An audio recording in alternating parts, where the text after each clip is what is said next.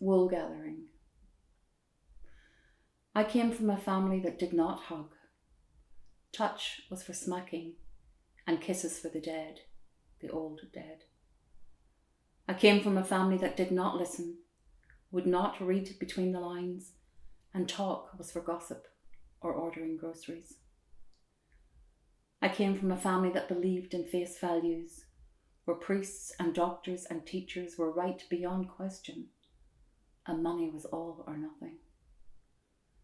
I came from a family of solid people, northern stock, roots planted in terra firma, no heads in the clouds, no tolerance for dreamers. I see the end of that generation, stout skeins of yarn snapping and breaking, feel the tug of a life made feeble, feel myself never so brittle, spoilt for choice in a world of wanting, and hearing only the simple word, home. Roots. Plant me, border man. Reach up through the bones of your ancestors, through soil made rich with the dust of your people, and give me roots. I'm lost, here in this cul-de-sac cut deep in the drumlins, this dead end, where land is still the yardstick, and change more accidental than likely. I dreamt my father was an Inuit, some nameless son drawn to a white girl, who'd never once had to skin caribou or eat whale, but who gave me the gift of his wanderlust and his thick Eskimo skin to warm me when cities and boglands froze me out. Borderman, we shared the same dreams, you in your furrow looking outwards, and I from the edge of things looking in, and both of us true only to the next poem, where the cost of living is the price of your soul, and the giving of it never once questioned. My daughter's dungarees. For a while I couldn't place it, a delicate tinkle, too slight to recognise. Anyway, the light was going, and I thought of monks heading home, bareheaded and silken clad, their robes on fire, red dust on their feet, prayer belts of leather swaying where tiny silver symbols meet. I heard the sound again this morning. Dawn was a blue tear in the dark, and I thought of caravans moving, the pitch and slant of yawning camels, the fall and fold of silken tents, the spurring on of skillful drovers, that approaching scorching sun. And underneath the black jalaba, waist-length hair coiled in combs, diamond pins adorning nostrils, every finger ringed, and hooked upon each sallow earlobe, a clump of elfin clinking bells. Some things are forever. A bowl of crocuses have opened, unfolded husks of carded silk, and tinged the water saffron. All week I watched them dying, would not throw them out, the petals bruised and weeping, the colours faded, the stems soft, split, weak. All year I'd been waiting, watching the days past, keeping vigil with each season's end, candles for every dawn, threading beads of each new moon, waiting all this time, keeping my face towards the wind, my gaze constant, probing the skyline. But like a wasteland, the set is empty. No horseman closing the distance, no telltale clouds of dust. Only swallows crisscross this brightness, only branches bow in the rain. And only my own heart's keening stains the silence of this sterile land.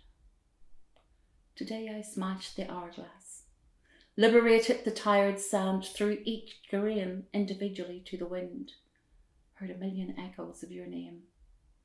I'm sentinel no longer. The green grass grows of its own accord. Some things last forever, but the crocuses are dead.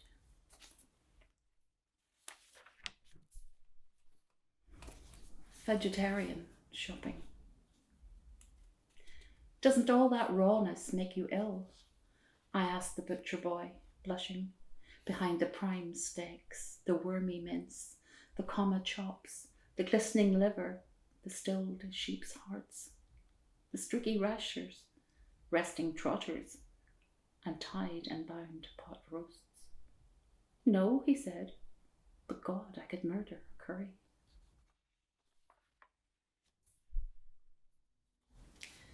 Bankrupt. I eat the last of the white peaches from Sedona. Delicate inlay of texture and taste. The sun hasn't quite reached my window yet, but the patio is alive. Tiny, prehistoric, long, thin-tailed lizards that jack and pump themselves on the brickwork. Bees hover and burrow in the lemon rose of the cacti.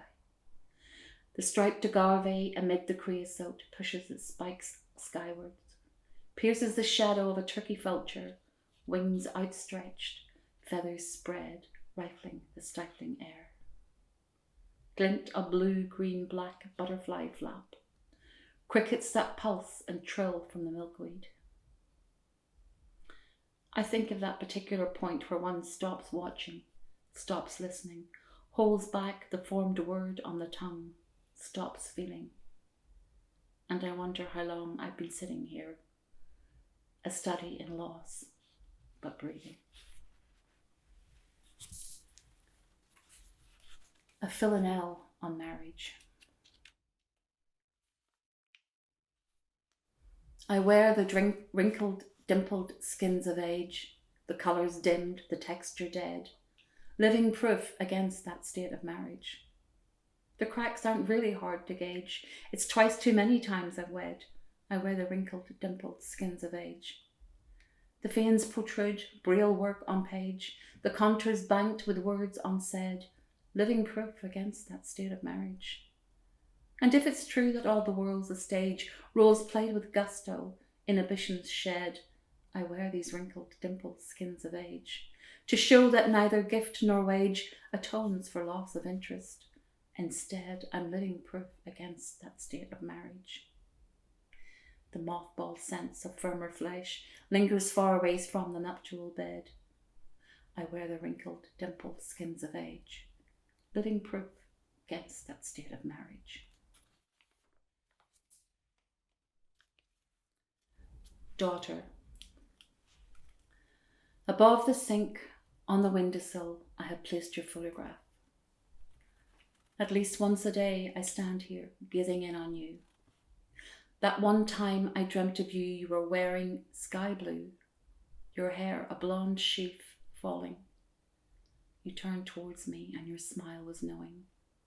Everything and all that we are. Each day I tell you how sorry I am. Notice how your voice is fading. I only moved here last September. I still paint a little, still write. Why is it that I can't hear you? It's like you're behind a wall of thick glass, a snow globe, where you're always 20, always smiling. Is it me? Have I stopped listening? I put the knives away and fold over the dishcloth.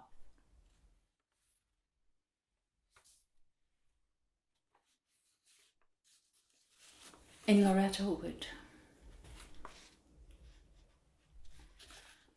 I ground myself in the early, early day. It comes over the convent hill, full of pinpricks of light, the ghosts of dead nuns gliding, trailing a wisp of grey smoke, molecules of glitter that disappear in the cool air. They brandish candles, shielding the tiny flames, their starched skirts heavy, sweeping the nettles aside to caress brambles, bog grass, sorrel, shy anemone, the little black button boots silent. They call to each other, caw roughly in the loosening night, a throaty chant that rises from the mulch, undoing the weave of dark. They converge on the bank, step carefully onto a lip of new tarmac, a divide between there and not. In the drizzle, it's a river, a black Styx, glistening darkly to reflect a scuffed sky, the odd tangle of birch, the fluttering flames of candle flame. At any moment, a longship will glide past the sleeping houses, in its headlights the black habits of crows, the spread wings of a rook. Dawn. On a ridge of thin tree trunks, a tiny sunburst threatens. I put aside my books, pay homage to the evening out of the light, go downstairs, silently invite nuns, grey crows, and a vague, shuffling multitude to breakfast.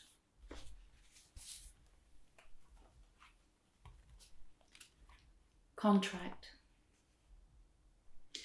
Age inures us. Year by year, cell by stretched cell, we lay down another skin against various temptations, against loss in all its guises, against pain. It never works.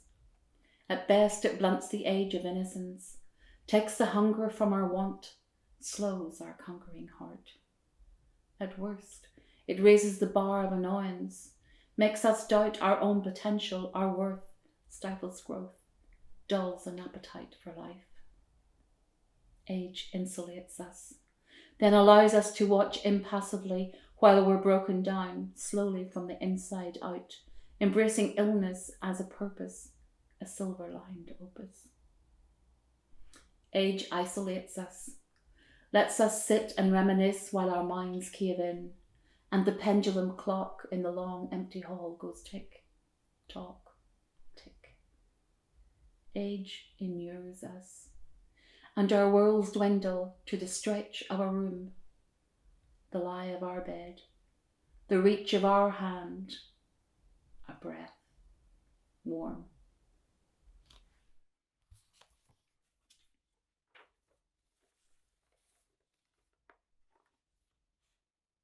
Faith. These things sustain me. Banks of barbed and saffron blare of wing, white fuzz and buzz of gentle haw, dogwood of claret red, the posies of primrose coin.